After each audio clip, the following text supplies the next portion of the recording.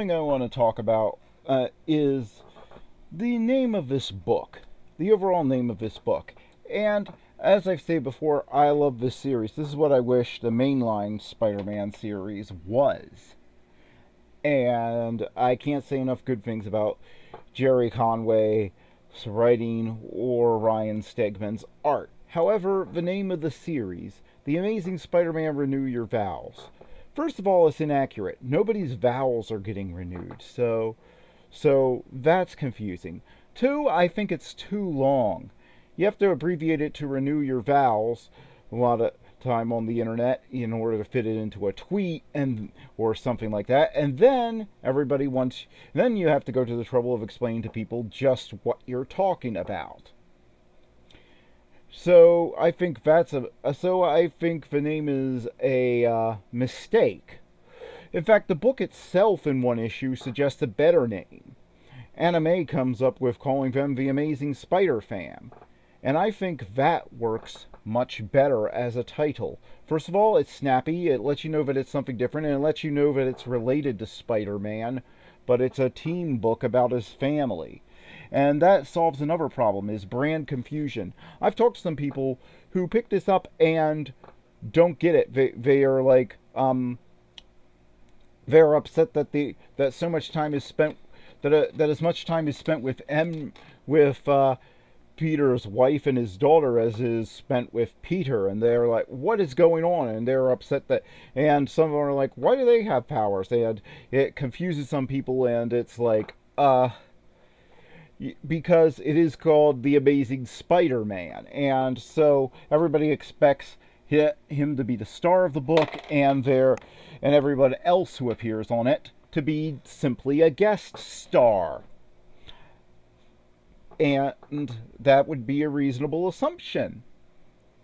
So it would make so to me the title The Amazing Spider-Fam or even The Amazing Spider Family would make a much better title for this book, because it immediately lets you know what you're dealing with. It lets people know that it's a teen book and that it focuses on the whole family, and that's what it does well. So why did Marvel go with this title that makes no sense? And the only answer I can come up with is to troll the fans. Back in 2015, when the miniseries launched as part of a giant multi-universe crossover event.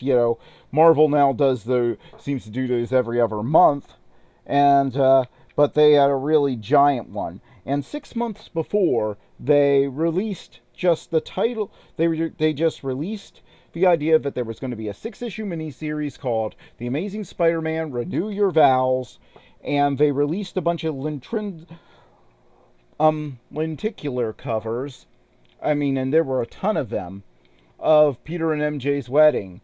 There was a vanilla cover of that. There were covers of them interacting with other heroes. There was a cover with Deadpool on it, mucking things up. There were all sorts of covers, and they were all wedding based. Even though there is no wedding and nobody renews their vows, because in this universe, the deal with Mephisto never happened. In fact, the whole of Civil War never happened in this universe. And this was just to play with the fans. And here's what I'm going to tell you is, it seems to just been that. And here's the thing: when you discount big crossover events and event issues where they put on where they use lenticular covers to force stores to buy more copies. If you get rid of those, and lenticular covers are much more common now than they were back in the early 2000s and even the 90s. Once you take away that, and you factor in, and you just look at average issues selling, it turns out that Spider-Man sales have fallen about in half since they did the infamous One More Day event.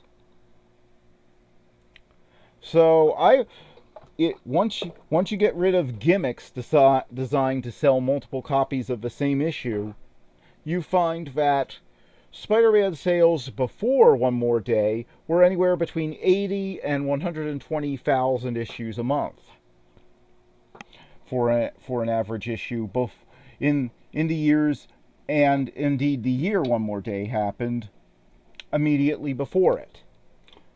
I I don't like to judge things based on big crossover events in lenticular simply because that gives you an artificial inflation. It's no different than basing sales on the collector's market, if you ask me. And that's the mistake they made in the 90s, so I try not to make that mistake when judging whether a book is successful or not. Now, when you look at the sales of a Spider-Man book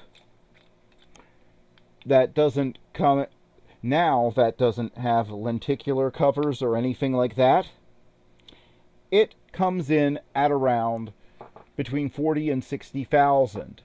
Sometimes it'll go as high as 80,000, but that's always with a lenticular cover.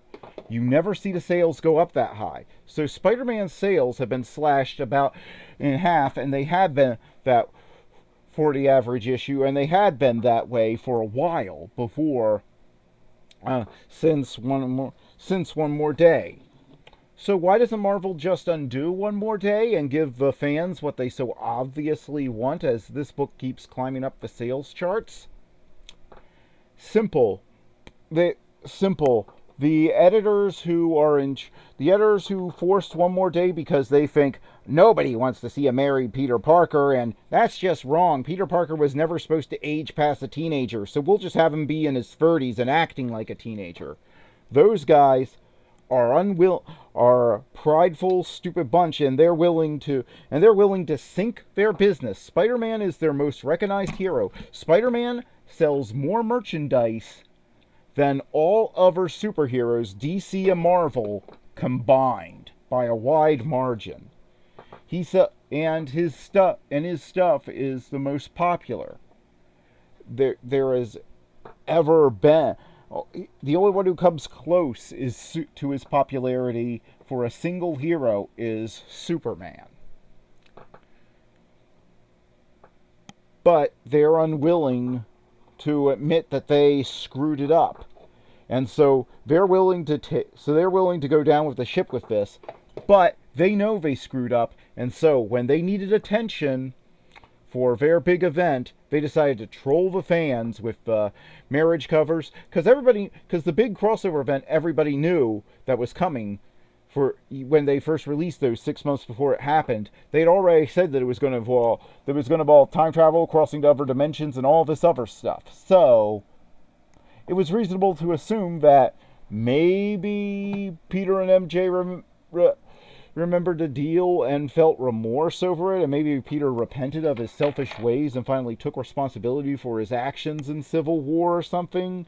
Maybe something happened that got them back together. But no, instead they went with this. And so, as many people as I know who buy this book, some people still refuse to buy it because they say that it's not really undoing One More Day. And so, they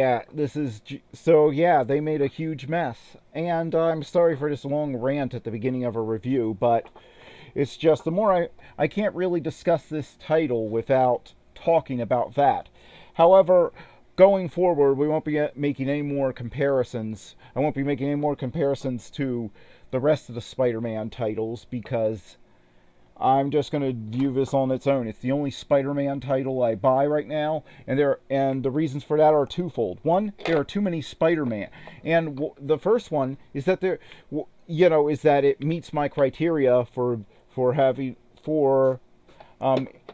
having an adult Spider-Man moving on with his life and not repeating the same tired plot lines that were done in the 60s through the 80s. The second is that it also is just one book, and you can just buy the one book to follow any plot lines. Spider-Man right now I lost count of how many books. He has at least 6 monthly titles that you have to buy to follow any of follow any storyline in the main Marvel universe right now, and that's just too many. When they're charging, when they are charging $4 an issue, or $3.99 an issue, I'm sorry, that's just too much. When I started reading books in the early '90s, I remember it was $1 to $1.25 for an issue of a Marvel comic. Now they have more titles than ever, and they expect me to somehow follow it all at $4 an issue. I remember it was a big deal in the late '90s and early 2000s when Marvel increased their prices to $1.99 an issue. And it's like, no. Here's my thing. If you're going to have multiple titles featuring the same hero, keep the storylines separate on those titles. Don't have it to be continued in Sensational Spider-Man don't have it something that began in The Amazing Spider-Man continued in Sensational or Spectacular Spider-Man, and then have that cliffhanger into adjectiveless Spider-Man and stuff like that. Instead, have each book have its own plot lines, and maybe set them in different time periods of Peter's life. That would be my thing. Have them set in different time periods of the hero's life, so we can have one book. So, like with Logan, we could have one book that shows him before the X-Men. We could have one book that shows him during in this present time in the X-Men. We could have one book that shows we could have the old man Logan that shows his future. And with Spider-Man, you could do the same thing. Have anybody who wants a teenage Peter Parker, have them work on a book. Have, like, adjectiveless Spider-Man, or Amazing Spider-Man, or Spectacular Spider-Man, or Sensational Spider-Man, or whatever you want to call it. Have one of those feature Peter in high school. Have one that features him as a young adult. Have one that features him as a young adult before the marriage. Have a title that features him in the present during the marriage, and have one that features, and you can have one that features his future if you want.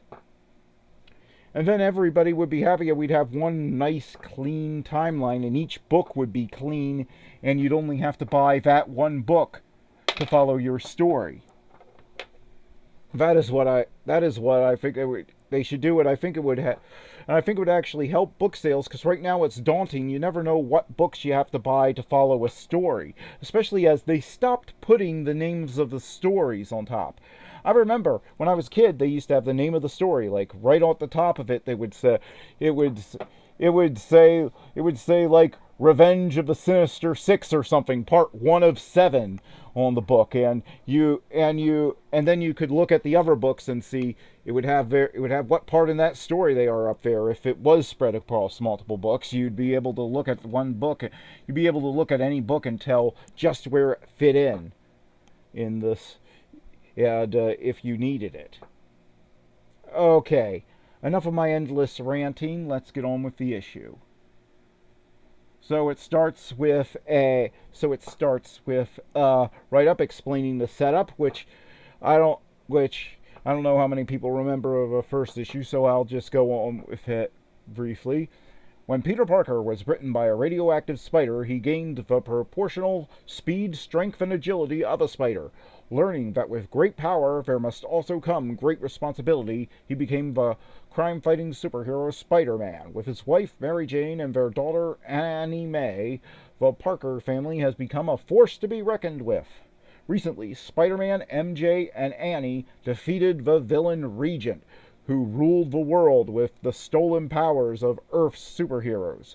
Despite her husband's resistance to her and Annie following in his crime-fighting footsteps, Mary Jane Watson Parker's life has always been dictated by her heart.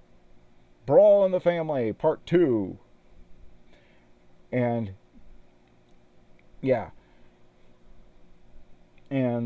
all the credits. And let's go.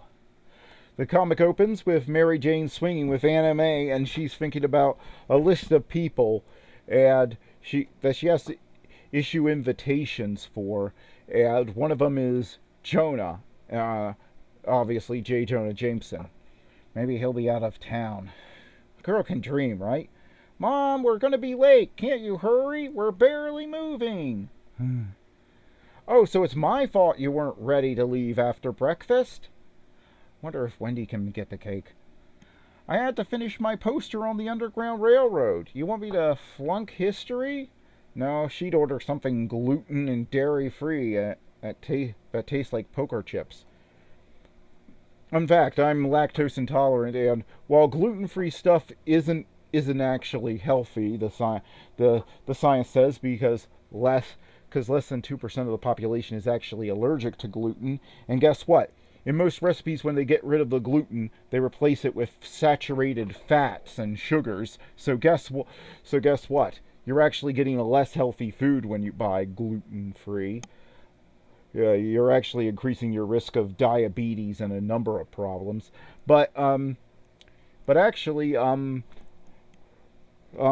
are ice creams, particularly ones made by Breyers, that are. But I'm lactose intolerant, and there are ones made by Breyers that are dairy-free. Most of them are made with almond milk, and I've had people taste test it, and they've all said that they can't tell the difference between regular ice cream. In fact, my sister actually prefers the taste of the almond milk ice cream to regular ice cream. So that doesn't taste like poker chips, but yeah, gluten-free. Well, health-wise, I'd say it's a no-no, and taste-wise, bleh. I want you to take responsibility for getting to school on time. You should have finished your poster last night. I love this because it's normal stuff that every parent has to deal with, and it's kids never get homework done on time and stuff. And getting to school is harder than it seems, and all this. And then Anime says something here. Coulda, woulda, shoulda. And then MJ says something I don't understand here. Annie Mae Parker, if you're going to drag me, at least don't mumble. What does that mean? I've never heard that phrase before. I haven't heard it since I first bought this comic when it first came out, and I've read this multiple times, and I'm like, what does that mean? If you're gonna drag me, what? She wasn't dragging her. I don't get it. I don't know. Even from context, I'm a little confused as to what drag meant in that sentence. But anyway, yeah. She sends Annie Mae off to school. Annie Mae is like, next time I'm late, I'll just swing to school on my own. And Mary Jane is, of course, tired, stressed. She's like, great. Wait, no, Annie. See you later. And this is what happens when you multitask. And so we see her swinging around, and she goes over that she's running her own clothing business. She writes a blog to promote it. She's planning a party of some kind, and she gets distracted. She tries to prioritize, but when she sees something like this, she just jumps on it, and that tends to throw her whole schedule off. So basically, all those problems that people associate with Peter Parker is they make him realistic and make them like him. None of those went away just because he has a family. It's just expanded to his whole family. And this is very real. This is a very real thing that normal working class people do. And I love that Ryan Stegman focuses on these things and gets them right. And he doesn't overload it or make it seem impossible or something like that. He just makes it realistic and not too heavy, but not too light on it either. Whatever happened to flighty Mary Jane Watson, he asks. Sorry folks, no pictures. And I tell him I was never flighty. I was distracted. That's what happens when you multitask. Then we see something else that happens. Apparently, Murph, who works at her clothing company, accidentally ordered 500 sweaters instead of instead of 50. And he ordered them wholesale so they can't return them, and that put them on the hook for $10,000. Yeah. I have to say, the fact that she doesn't fire him makes Mary Jane the most forgiving boss of all time. Um, and because I know if I had screwed up that bad at any job I've ever had, I would have been I wouldn't have had time to finish explaining it before I found myself with a boot print on my butt and out on the pavement. I'm just saying, it's the fact that he gets to finish a sentence and gets to keep his job means that he should be very grateful for his job. Then it turns out their landlord is raising their rent, is basically tripling their rent, or yeah, and but then he gets a message from the site that hosts her blog. But it turns out to be good news. She's talking to her friend Gloria, who seems to run a coffee shop next door to her clothing boutique. It seems that her blog was picked by for being one of the best about fashion by some big shot in the fashion world. So that helps her. I'm not sure what Gloria's deal is. I think she might have superpowers of some kind or be a mutant, because she seems to have this giant thing that never changes shape, or she doesn't seem to have hair. It seems to be this giant solid thing that looks like it might be made of bone. They haven't revealed anything about her, and nobody says anything about it. So I'm wondering. So I have to wonder, so I have to wonder what her deal is. Nobody says anything about it, but she definitely has like this giant pink bow on her head or something. I don't know if it's a bone or if if it's like really thick hair, but it doesn't seem to move, so it seems to keep one shape. So I'm guessing it's some sort of bony thing, but it's pink. So is she an alien? Is she? I don't know. They haven't revealed what her. And I've looked and I can't find her anywhere else. But she's interrupted by her big news, because if you remember last time, a sinkhole opened up at the Regent's old site. Sinkhole, Midtown, Regent, Spiderman. Report, giving, in, sentence fragment, only. On the TV, and she goes. I told Peter when he adopted Regent's tech to share spider powers with me that I wanted a more active role in that part of his life. 6 months later, and he still seems to think I was kidding. I don't blame him, really. After what happened to his Uncle Ben, and then Gwen and Aunt May, the poor guy's got major issues being overprotective. Still, it's one thing to watch out for your 8-year-old daughter. It's something else entirely to shut out your spider-powered wife. Face it, Tiger, the old rules don't fly anymore.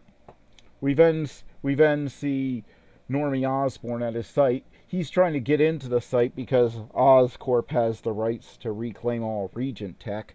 A police officer won't let a kid and his secretary through, but then he gets the mayor on the phone.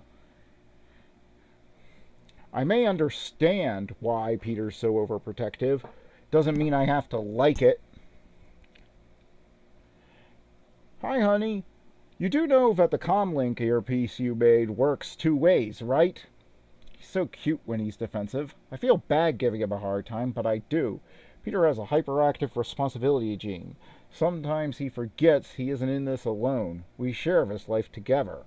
All of us. I like this about her because it doesn't turn it into an issue of, oh, Peter doesn't respect her, because that's what it would be turned into 9 times out of 10. But this shows that Jerry Conway has written on and off for Spider-Man for decades, and his vast experience with the characters shows here. He does a great job writing adult characters too that don't flip out and act like teenagers or little children, and it shows here. She doesn't like it being overprotective, but she understands it. She takes it into consideration. She takes into consideration what his whole life has been like. And the fact is that in his life, Peter has lost a lot of people he cares about, and one of them was because he was due directly to him being Spider-Man, Gwen Stacy. And so, yeah, she understands it. She's not going to go along with it, but she understands where it comes from, and that's the way she approaches it. She doesn't get pushy or mad about it. That's when they hear, guys, I messed up. And here's where we join where we left off last time, with Mole Man getting the anime. The small one belongs to the big ones. Check and make, spider people. Touchdown. Home run. 3-point throw at the buzzer. Final soccer score 1-0. And other sports metaphors, yes? Abandon your efforts to defy me in my pursuit of a grand destiny. I, the Mole Man, demand your capitulation, else the little one dies. Sweetie? And here we see Mary Jane jumping right past the T-Rex. And, yeah. And we see her beat the guys up. And, yeah. You do not want to make Mary Jane mad. And, she gets all the minions, only to have them start getting chased by the T-Rex. Time to go! Go? We can't go. Annie has to go. We have to stop the Mole Man and his dinosaur. Okay, sure, yes. He's got to be stopped. I'm with you there, but stopping him is my job. Your job, don't say it. Your job is getting Annie home safe. I told you not to say it. Wham! See, things like this, Peter and MJ punching a dinosaur together, make me wonder why any Spider-Man writer wouldn't want this to be a thing that they could write. I don't get it. Why any Spider-Man artist wouldn't want this to be something they could draw? I don't get it. But, yeah. I'm trying not to compare it to the mainline titles. I'm just saying that and bring one more day into this, but every time I look at this book and see something cool they do together, I'm like, why wouldn't you want this to be a regular feature of your comic? Mom? Dad, seriously, you guys look, that creepy guy and his dorky pals just dug up some kind of machine from the pile of junk over there. Careful, faithful lackeys. In your hands you bear the future of our sacred cause. Don't drop it. I'm looking at you, number 32. Forward to belief! Anime Parker, go home. I'll handle this.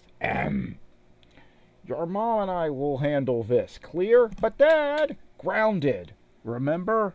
Yes, Mom. How do you do that? You think spider powers are tough to beat. Mom powers is a whole other level. Speaking of my spider powers, know how we use Regent Tech in your spider suit to tap my spider abilities? Tech stuff is your thing, Tiger. All I know is it works.